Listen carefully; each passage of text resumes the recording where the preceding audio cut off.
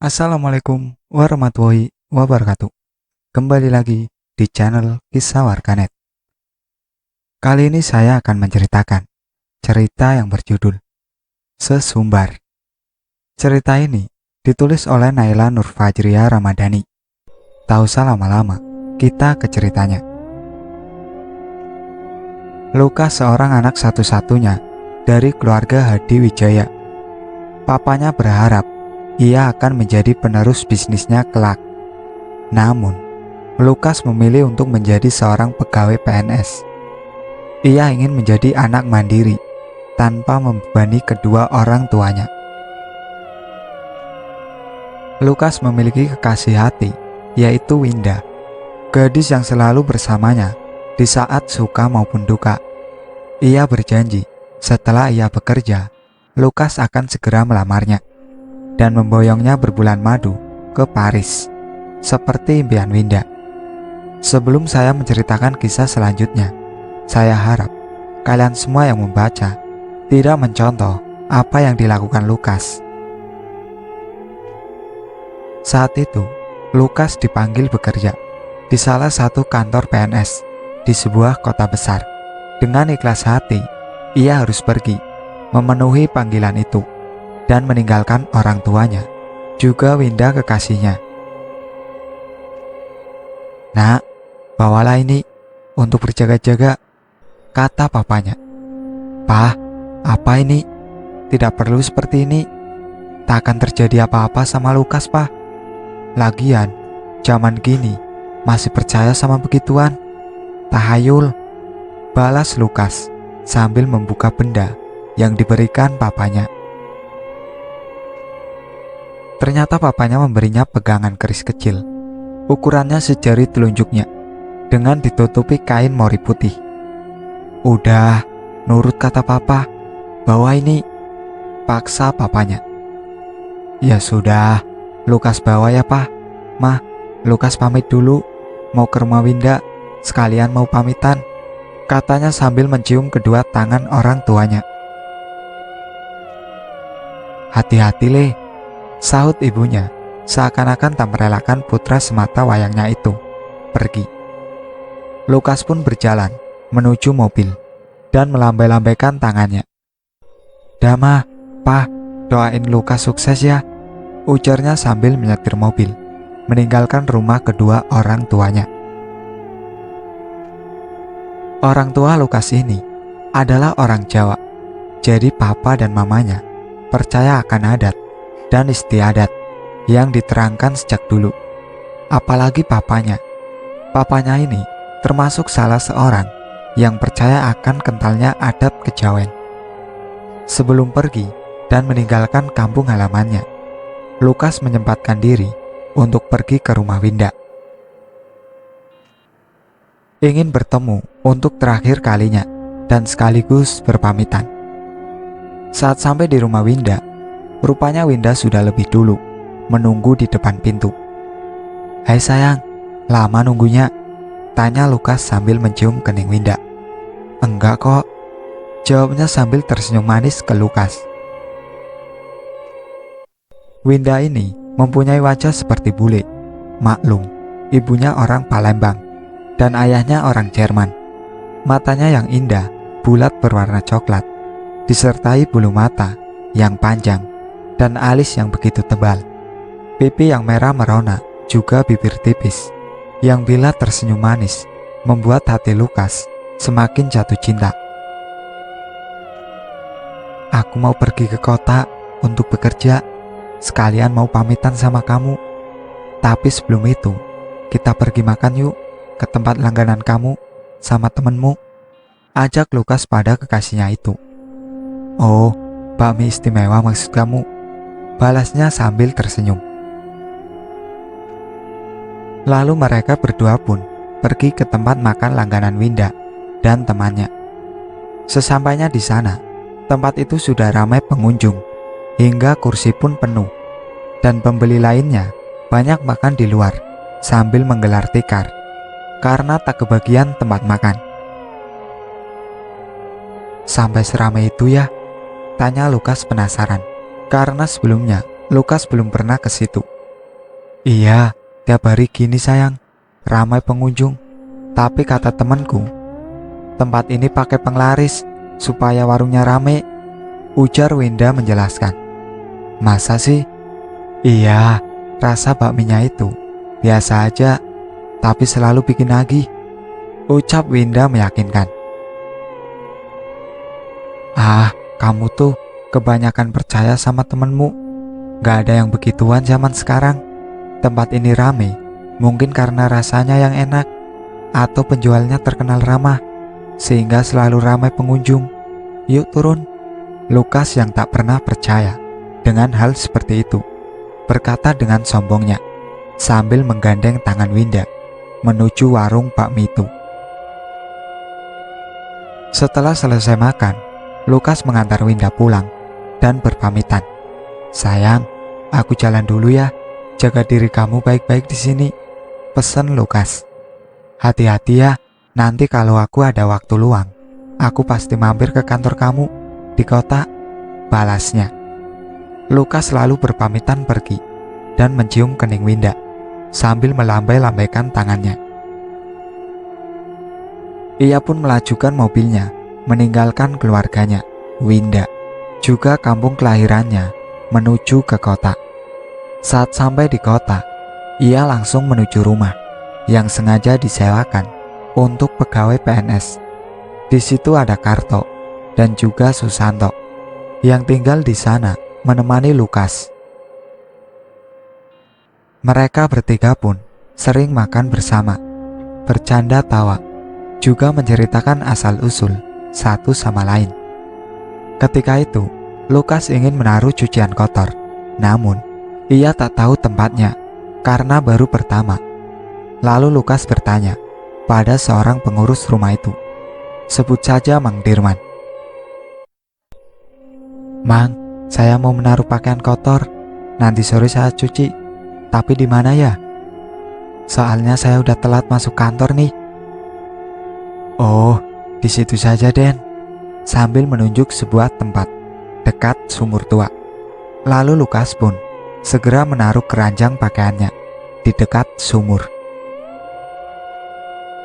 Saat hendak mandi, Lukas melihat keranjang pakaiannya bolong hingga baju-bajunya jatuh di emperan sumur. Loh, kok tiba-tiba bolong gini? Tadi utuh. Ah, bodohlah, udah telat kerja juga, ujarnya sambil berlalu. Dan ketika itu, matanya masih tertuju pada sumur tua itu. Seperti Lukas merasakan ada sesuatu di sana. Sampai pada jam istirahat di kantor, Lukas bersama kedua kawannya makan bersama di kantin. Di mana kantin itu juga banyak pegawai PNS lainnya yang makan di situ. Bro, makan sini, kata Karto sambil menggeret kursi yang ada di sebelahnya. Kamu kemana Kas semalam? Kok nggak ngumpul sama kita-kita? Tanya Susanto sambil mengunyah makanan di mulutnya. Tidur aku, habisnya capek semua badanku, jawab Lukas sambil menyantap makanan yang baru saja dihidangkan oleh ibu kantin. Oh iya, kamu semalam tidur di ruang tamu ya? Tanya Lukas pada Susanto. Iya, sering dia tuh ketiduran di situ sambil ngorok-ngorok, sahut Karto. Apaan sih? Enggak, aku tidur di kamar. Malah aku yang lihat kamu tidur di sofa sambil ngorok, jawab Susanto ngeyel. Aku juga tidur di kamar kok, balas Karto. Mereka bertiga pun saling tatap muka. Konon kata Karto dan Susanto, mereka sering menjumpai penghuni rumah itu yang kadang menyamar sebagai mereka berdua dan tidur di ruang tamu sambil ngorok. Tapi ngoroknya seperti menjerit merintih kesakitan. Namun mereka berdua tidak berani menceritakannya kepada Lukas. Takut kalau Lukas tidak betah tinggal di sana dan pergi dari rumah itu. Malamnya mereka berdua berkumpul bersama seperti biasa. Susanto setiap malam merasa takut karena suasananya mencekam. "Aku tidur bareng kamu ya, Tok," pintanya merengek pada Karto. "Apaan sih? Enggak, kayak anak kecil aja," sahutnya meledek Susanto yang sedang ketakutan. "Kas, aku tidur sama kamu ya," pintanya yang sekarang berganti pada Lukas. "Enggak, tidur sendiri sana." Lalu mereka berdua pun tertawa melihat ekspresi di wajah Susanto. Tiba-tiba, tok tok tok, ada suara mengetuk pintu dari luar rumah. "Tuh kan, apa aku bilang?" ujar Susanto. "Ayo kita lihat, siapa tahu maling," sahut Karto. "Tok tok, mana mungkin maling mengetuk pintu dulu," seru Lukas sambil berjalan membukakan pintu.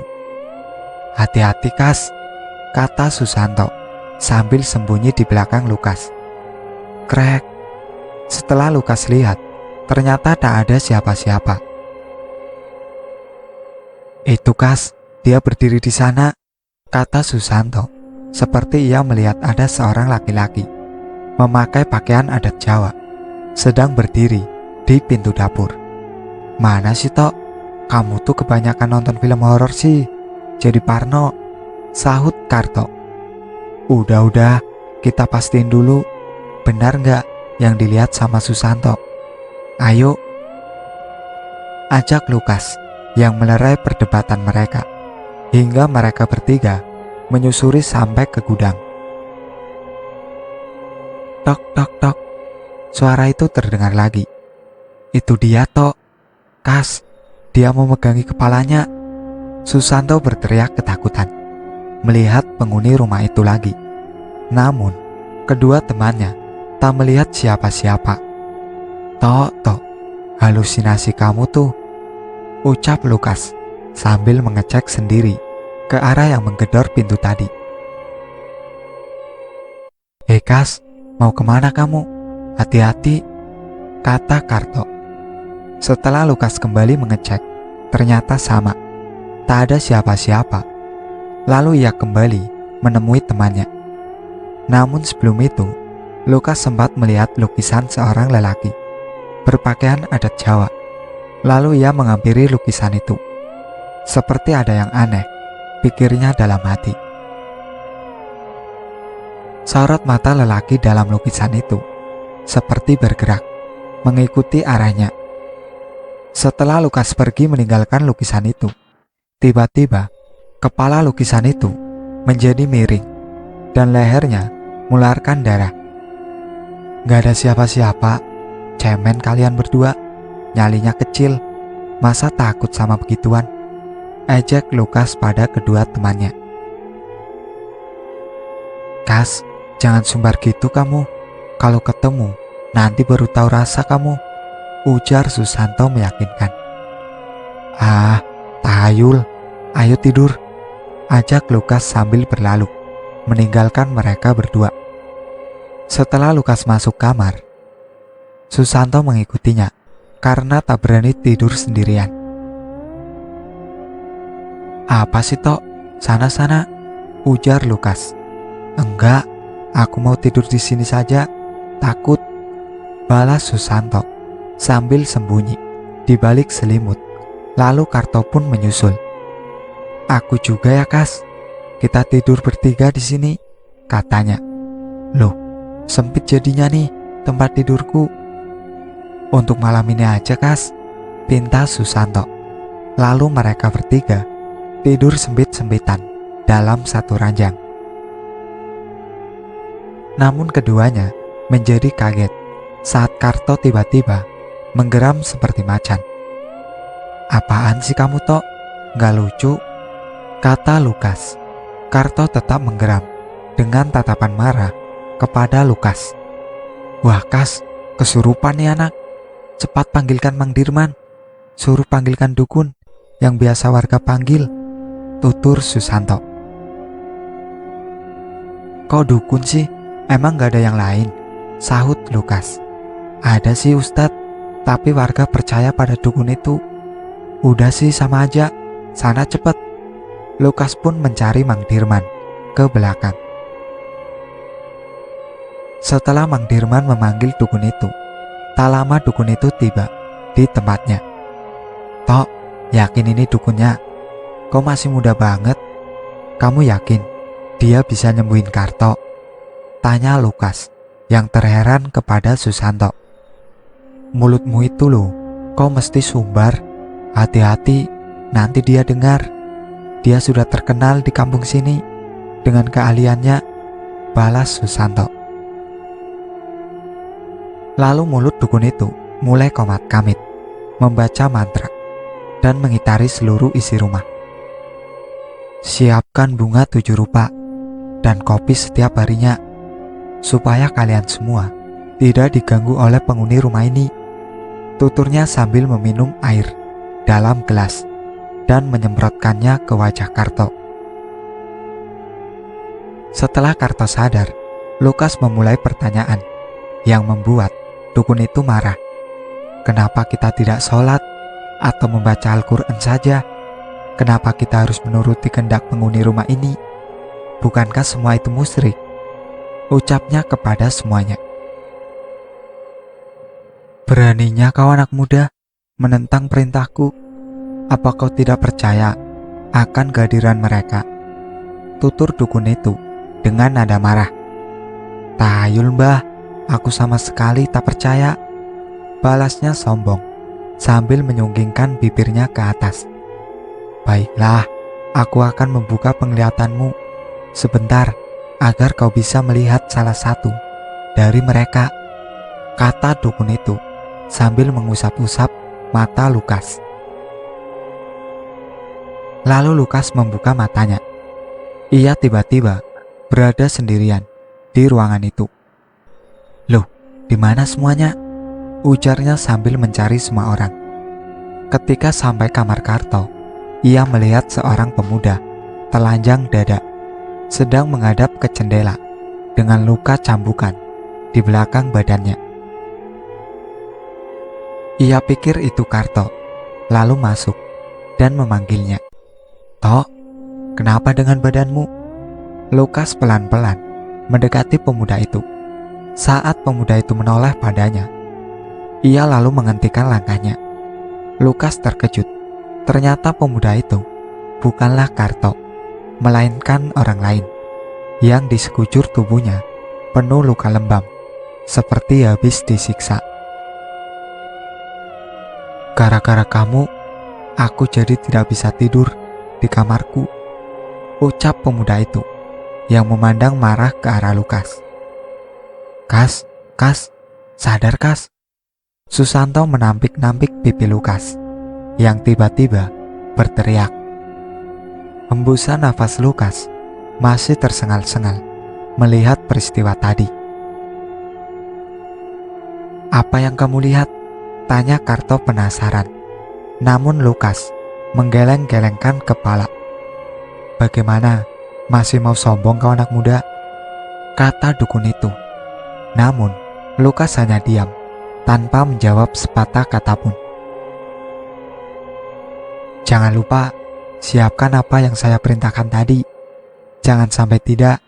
Saya pulang dulu," ucap dukun itu kepada semuanya. "Baik mbah, terima kasih banyak," sahut Mang Dirman sambil mengantarkan dukun itu ke depan.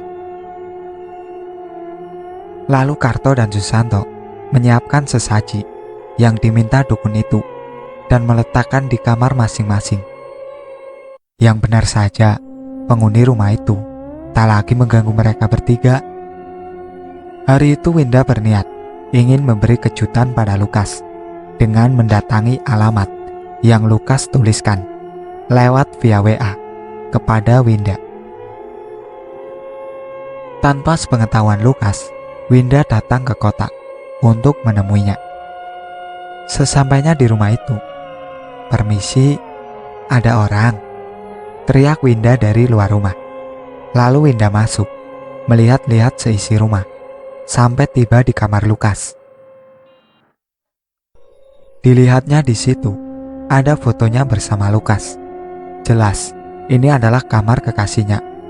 Lalu mata Winda melihat kain putih di meja dekat ranjang tidur Lukas, lalu membukanya. Isinya adalah keris kecil. Winda pikir mungkin Papa Lukas yang menyuruhnya membawa ini, lalu menaruhnya kembali di meja. Saat hendak keluar, Winda dikagetkan oleh tepukan seseorang di pundaknya. Ia menoleh pelan-pelan. Ternyata Lukas, kekasihnya.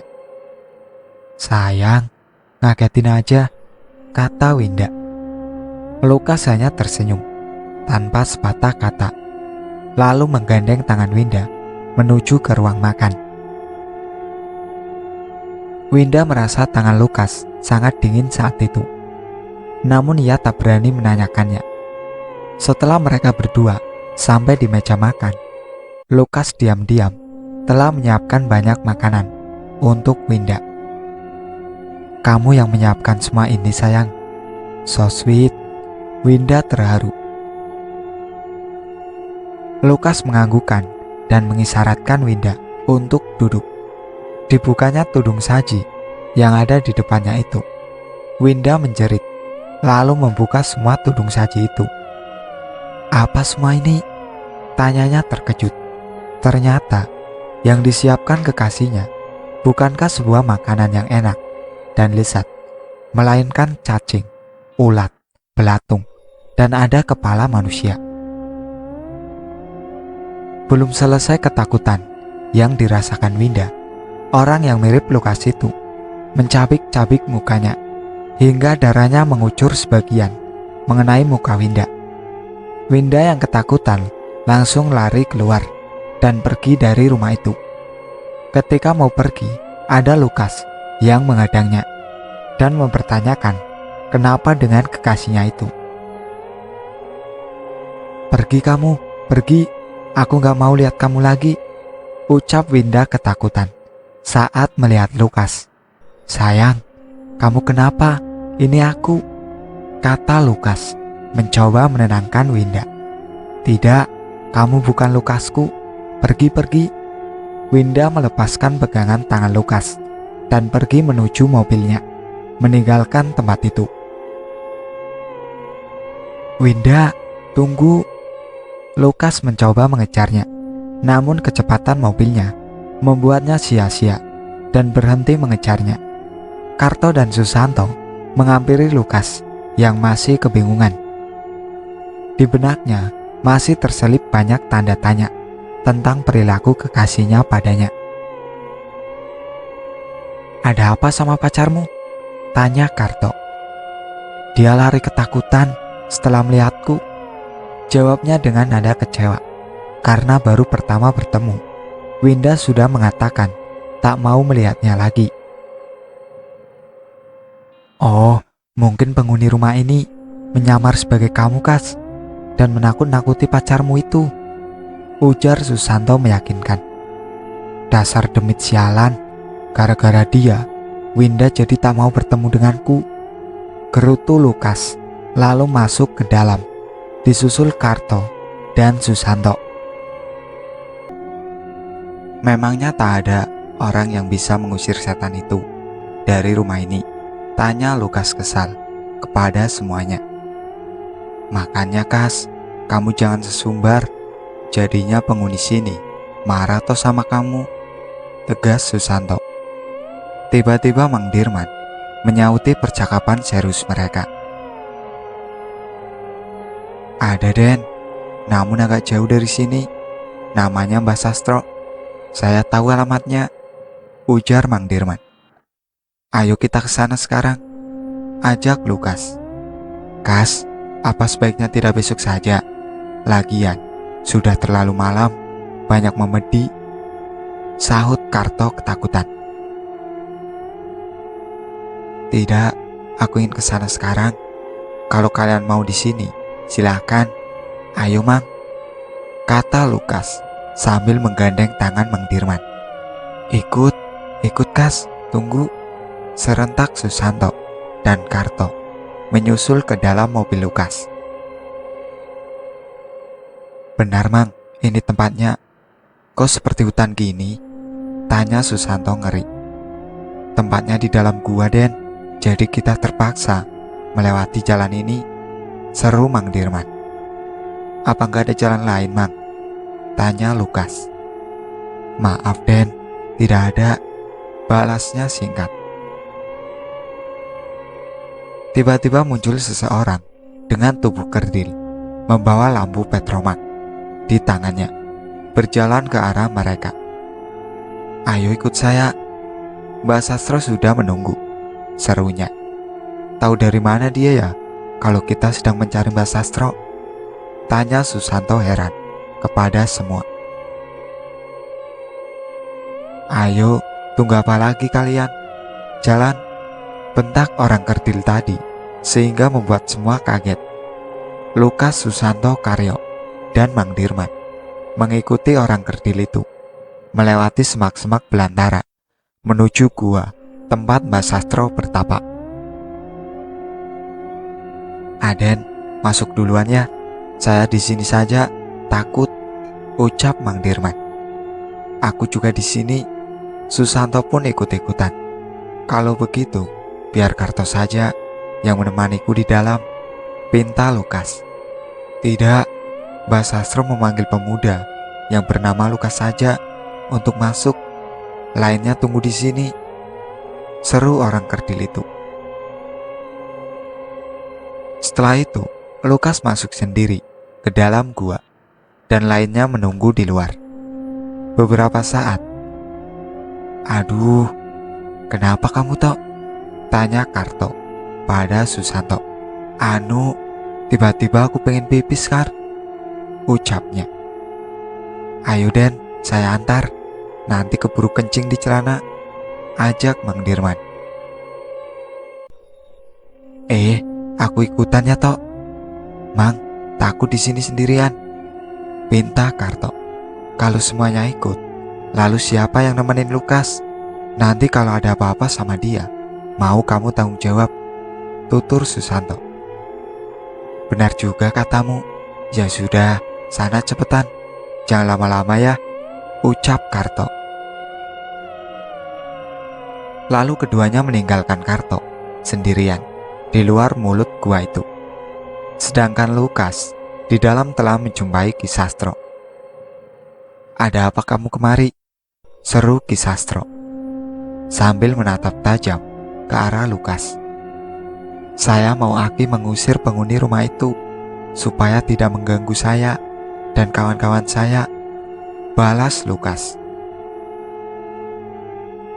Boleh saja, tapi serahkan dulu benda pemberian orang tuamu padaku, seru Ki Sastro. Bagaimana dia bisa tahu tentang itu? Gumam Lukas dalam hati. Aku tahu anak muda, jangan meremehkan kekuatanku. Kalau kau mau, aku membantumu. Serahkan dulu pusaka itu padaku, ketus Ki Sastro padanya. Lukas dilema. Ia bingung harus menyerahkan pusaka itu ataukah tidak, karena pusaka itu diberikan langsung oleh papanya untuk melindungi dirinya. Lantas, mana mungkin ia akan memberikannya kepada orang lain. Namun jikalau tidak, maka penghuni rumah itu akan selalu mengganggu dirinya dan teman-temannya. Lukas pun menyerahkan pusaka pemberian bapaknya kepada dukun itu. Ia tak ada pilihan lain. Yang terpenting baginya, dia dan teman-temannya bisa tinggal dengan tenang di rumah itu. Setelah menyerahkan benda itu, dukun itu menyodorkan sebungkus bunga 7 rupa padanya dan menyuruhnya mandi dengan bunga itu di tempat sebelah gua tanpa memakai sehelai kain pun. Ia pun mengikuti apa yang diperintahkan dukun itu, lalu beranjak keluar menuju tempat mandian. Lukas menaburkan seluruh bunga yang berbeda warna itu ke dalam bak yang berisi air, lalu segera mandi. Siraman pertama, ia melihat wajah Susanto, temannya. Siraman kedua, ia melihat wajah Karto, temannya. Dan hingga siraman ketiga, ia melihat wajah kekasihnya, Winda. Secepat mungkin ia memakai pakaiannya dan bergegas menuju gua untuk mempertanyakan hal yang dilihatnya tadi yang menurutnya janggal. Ki, mengapa saat mandi saya melihat wajah orang-orang yang saya kenal? Apa maksud dari semua ini, Ki? Tanya Lukas dengan nafas ngos-ngosan. Belum saja pertanyaannya dibalas, dukun itu merubah wujudnya menjadi dukun muda yang kemarin pergi ke rumahnya dan menyuruhnya untuk menyiapkan sesajen. Jadi kau, ucap Lukas terkejut. Iya anak muda, aku. Mengapa kau terkejut? Dia makhluk tak kasat mata, meminta tumbal darimu, yaitu ketiga teman-temanmu. Dan setelah kau menyerahkan pusaka ini, kau akan melihat mereka-mereka yang tak kasat mata. Itulah akibatnya jika kau menentang mereka. Sekarang nikmatilah kehidupan barumu itu, tutur dukun itu. Lukas pun segera meninggalkan tempat itu dan lari tunggang-langgang keluar gua. Di sana sudah ada Karto yang telah lama menunggunya dan bingung melihat Lukas yang lari seperti dikejar sesuatu. Kenapa kamu itu? Ada apa? Tanya Karto pada Lukas yang masih ketakutan. Sudah yuk, tinggalkan tempat terkutuk ini, ajaknya sambil menggandeng tangan Karto dan berlari keluar menuju hutan itu. Mana Susanto dan Mang Dirman? Tanya Lukas. Tidak tahu, tadi pamitnya pipis, mungkin sudah di mobil, sahut Karto sambil terus berlari mengikuti Lukas. Tunggu, sial, tasku tertinggal di sana. Aku ambil dulu, kamu tunggu di sini, ucap Lukas. Sudahlah, biarin saja. Ayo kita pergi. Aku takut kalau harus menunggu sendirian lagi di sini, balasnya. Aku cuma sebentar, Kar. Di tas itu ada barang penting milik Winda. Sudah kau tunggu di sini saja dan jangan kemana-mana sebelum aku datang, pintanya lalu berlari menuju gua tadi. Saat ia sampai di sana, ia kaget. Gua itu tak ada di situ. Yang ada hanyalah hutan dan semak-semak belantara. Ia menjumpai tasnya berada di bawah pohon besar. Lalu dengan cepat ia mengambilnya dan pergi. Saat hendak pergi, Lukas melihat ke atas pohon itu. Tiba-tiba ada makhluk-makhluk botak turun dari pohon itu dan hendak mengejarnya.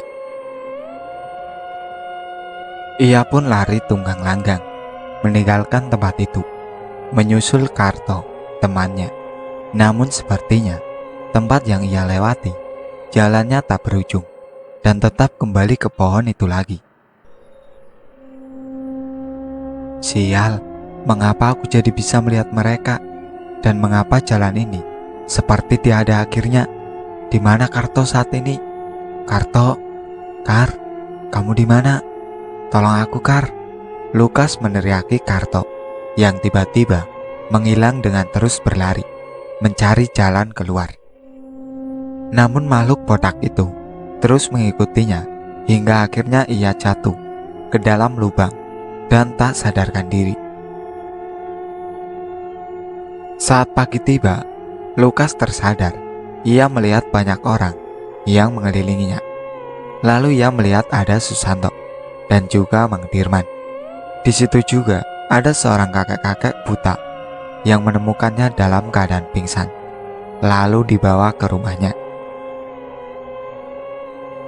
Di mana aku, Kar? Karto, mana dia? Tanyanya mencari keberadaan temannya yang kemarin mendadak hilang. Tenang anak muda, kawanmu ada di sana, sambil menunjuk keranjang. Ia belum sadarkan diri. Aku menemukanmu dan dia tengah pingsan di hutan pagi tadi. Namun naas, di badan dan wajah temanmu banyak sekali luka cabikan. Itu bukan luka biasa, tutur kakek itu. Apa maksud kakek sebenarnya? Tanya Lukas penasaran. Jiwa temanmu terkunci di alam lain. Kita harus berdoa bersama dan membawa pulang jiwanya kembali. Jangan pernah membuka mata sebelum aku memintanya, atau temanmu akan mati. Seru kakek itu. Lalu semuanya yang ada di ruangan itu berdoa, juga Lukas. Saat ia memejamkan mata, Lukas melihat Karto yang dalam keadaan ketakutan, seperti melihat sesuatu. Lalu ia memanggil dan menghampiri Karto. Namun tingkah laku Karto seperti orang yang tidak waras. Kar, ayo pulang Kar, ayo, kenapa denganmu? Ucap Lukas yang menarik tangan Karto untuk ikut bersamanya.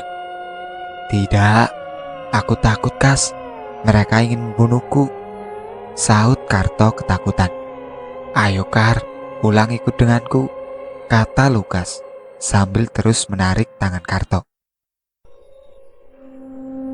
Tiba-tiba ada angin kencang yang menyeret Karto ke arah lain. Kas, tolong aku Kas, teriak Karto. Ketakutan saat ada beberapa orang yang menyeretnya, meninggalkan Lukas. Lalu Lukas tiba-tiba kaget dan membuka mata, dan saat bersamaan juga Karto mengembuskan nafas terakhirnya.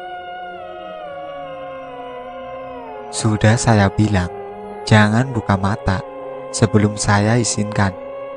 Maaf, saya sudah tidak bisa menolong teman kamu. Jiwanya sudah mereka bawa ke alam lain. Karto sudah meninggal, tutur kakak itu dengan nada setengah membentak. Kar, maafin aku Kar, ini salahku.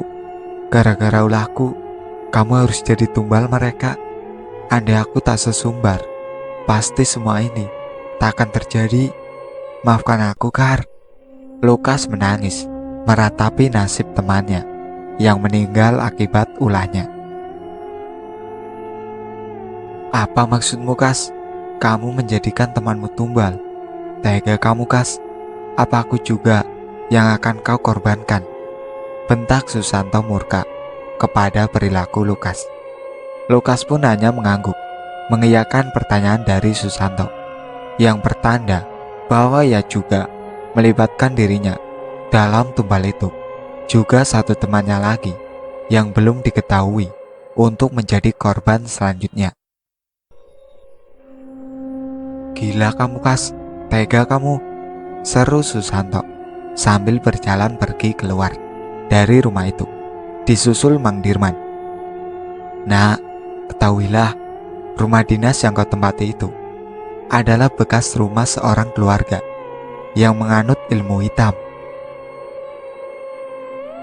Mereka semua mati karena bukan warga yang tak terima jika warganya ada yang menganut ilmu hitam. Warga kemudian menyiksa seluruh anggota keluarga dengan keji.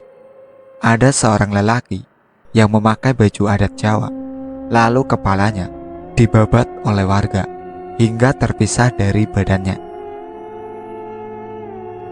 Ada juga lelaki yang dicambuk dan dianiaya oleh warga sampai sekujur tubuhnya memar, dan di mana saat itu kamarnya sedang ditempati oleh temanmu Karyo.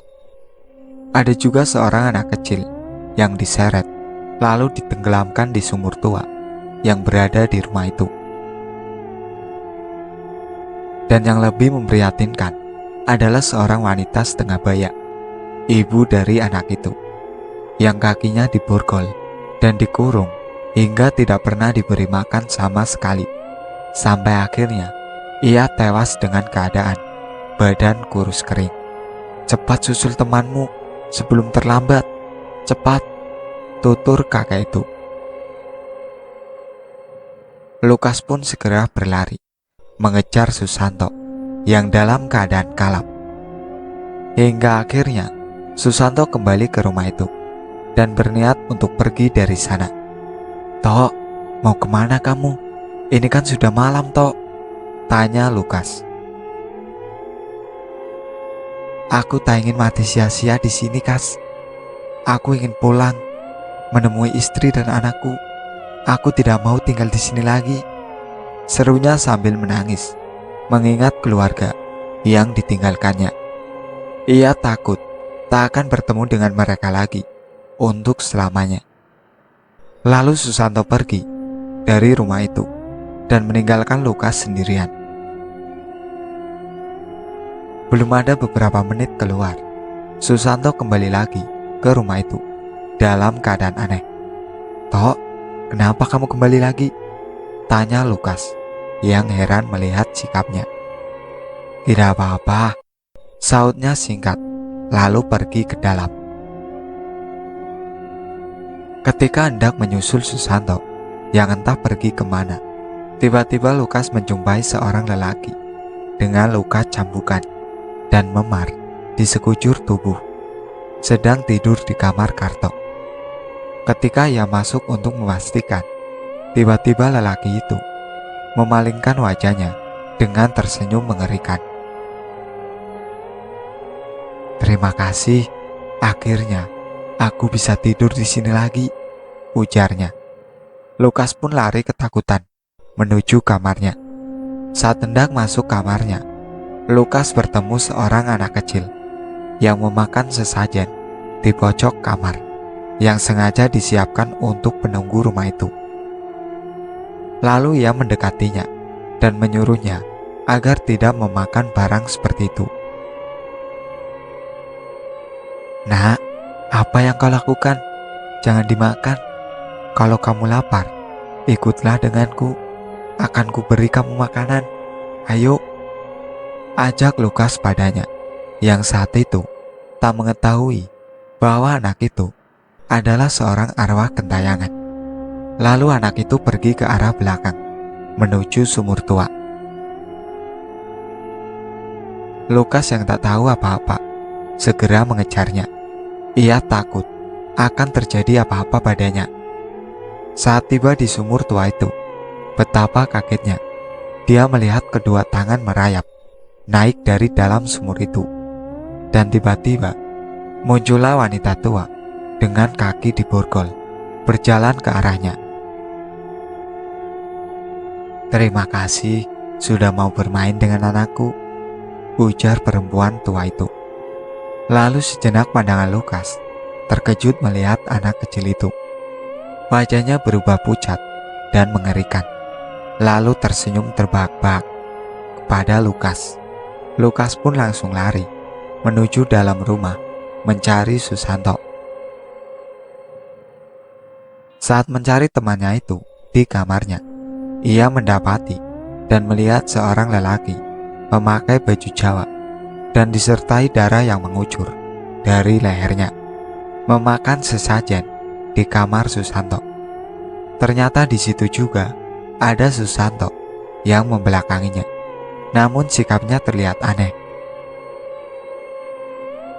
Dan saat Susanto memalingkan wajahnya, Lukas kaget melihat kepala Susanto tengah tergores hingga menimbulkan luka menganga di bagian dahi. Lalu Susanto ikut memakan sesajen itu bersama lelaki tadi. "Kas, aku sudah mati. Sekarang kau bisa melihat kami semua. Tinggallah di sini saja, Kas, bersama kami," kata Susanto, yang ternyata ia juga sudah meninggal. Lukas lalu berlari keluar, meninggalkan tempat itu, dan kembali pulang ke Yogyakarta menggunakan mobilnya, tanpa membawa satu pakaian pun. Namun Mang Dirman menghentikan langkahnya dan mempertanyakan hak yang membuat Lukas berpikir. "Den, tunggu. Apa Aden melihat saya menjadi tumbal selanjutnya?" tanyanya ketakutan. Lukas berpikir dan mengingat kembali kejadian itu, lalu menggelengkan kepala kepada Mang Dirman, yang tandanya bukanlah dirinya mangsa selanjutnya. Lukas pun segera meninggalkan tempat itu menuju Bandara Soekarno-Hatta. Saat tiba di sana, ia mendapati panggilan dari ibunya lewat telepon. Dan kabarnya, papanya masuk rumah sakit dan sekarang kritis. Ia pun tak kuasa membendung kesedihannya, lalu menangis, meratapi kejadian satu ke yang lain, yang mengakibatkan orang yang dicintainya menjadi korban. Saat sampai di kampung halamannya, Lukas langsung bergegas menuju rumah sakit, tempat di mana papanya dirawat. Di sana sudah ada ibu dan Winda yang sedang menunggu kedatangan Lukas. "Le, papamu kritis, Le." Ibunya menyambut kedatangan Lukas, disertai pelukan dan juga tangisan. Tak tahu rasa apa yang dirasakan ibunya. Mungkin sedih, bercampur rindu, karena anaknya sudah pulang ke tempat kelahirannya. Namun di sisi lain, suaminya sedang berjuang melewati masa kritis. "Sudah mah, papa tidak apa-apa," ucap Lukas yang menguatkan ibunya. "Hai, apa kabar kamu?" sapa Winda padanya. "Baik, kamu gimana?" Lukas bertanya balik. "Baik juga," kata Winda singkat. Karena kehabisan kata-kata, dalam hatinya saat ini adalah rasa kangen luar biasa pada Lukas. Walaupun saat kejadian itu masih membuatnya trauma sampai sekarang, namun ia harus melupakan semua itu dan terus berdiri di samping Lukas sebagai penyemangatnya. Lukas pun saat itu juga bahagia. Akhirnya setelah sekian lama, ia tak berjumpa dengannya. Winda akhirnya mau bicara kepadanya. "Aku pulang dulu ya. Semoga papamu lekas sembuh," kata Winda. "Iya, makasih. Mau aku antar?" ajak Lukas. "Enggak usah, aku bawa motor kok," tuturnya sambil tersenyum manis pada kekasihnya. Lukas pun mengantar Winda sampai ke depan pintu rumah sakit. Melihatnya pergi, lalu kembali masuk ke dalam. Namun saat ia akan masuk, ia teringat sesuatu. Astaga, Winda adalah tumbal terakhir. Lukas pun segera berlari, mengejar motor Winda sejauh mungkin. Saat berlari beberapa meter, ia melihat ada garis polisi di jalan raya, tepat di depan matanya. Ia juga melihat motor Scoopy milik Winda di sana. Secepat mungkin ia lari, menghampiri adanya kecelakaan itu, lalu menerobos garis polisi dan masuk ke dalam. Di sana ada seorang wanita yang tewas tertabrak mobil dengan keadaan kepalanya terlindas ban. Naas, namun Lukas terlambat. Winda sudah tiada. "Winda, bangun sayang. Jangan tinggalkan aku. Kita sudah berjanji setelah itu akan menikah. Bangun sayang, bangun." "Tidak."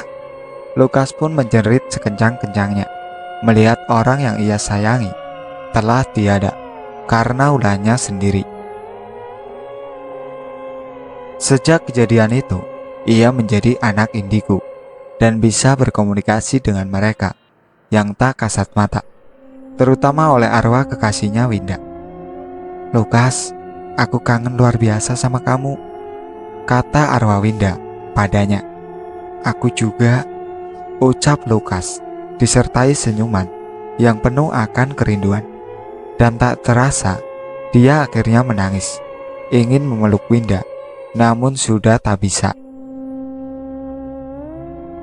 Begitulah hari-hari Lukas.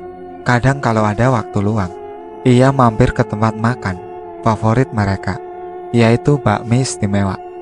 Saat ia ke sana, ia melihat ada sesosok perempuan berwajah mengerikan, meludahi setiap makanan yang disiapkan pelayan kepada pembelinya. Ternyata benar apa yang dibilang oleh teman Winda. Warung bakmi itu pakai penglaris, sehingga setiap hari warung itu selalu ramai, dipadati pengunjung. Pesan Lukas pada cerita ini, jangan berbuat dan mencontoh apa yang dilakukan Lukas yang bisa merugikan dan merenggut nyawa orang lain. Pada sejatinya, mereka ada dan mereka hidup berdampingan dengan kita, walau kita tak bisa melihatnya. Namun jangan meremehkan kekuatan mereka, karena jika kita tak mengusik keberadaan mereka, maka mereka juga tak akan mengganggu kehidupan kita. Itulah akhir dari cerita sesumbar. Sekian dari saya. Wassalamualaikum warahmatullahi wabarakatuh. Jangan lupa like, komen, dan subscribe channel ini